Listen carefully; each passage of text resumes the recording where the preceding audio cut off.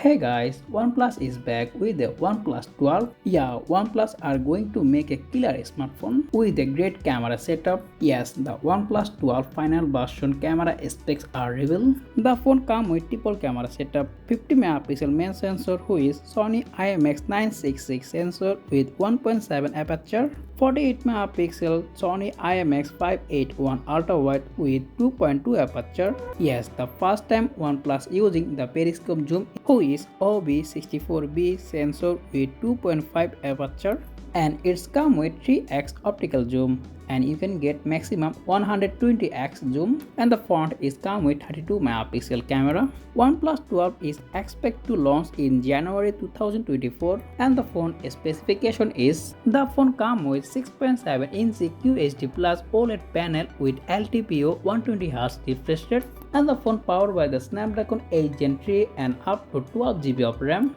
and the phone comes with 5000 mAh battery, and it's come with the 80 and 100 watt fast charging. So let's see what happened in the future. So that's all about our video. If you found this video informative, don't forget to hit the like button and also subscribe my channel for more content like this. As always, thanks for watching, and I will be catching the next one. Take care. Allah Hafiz.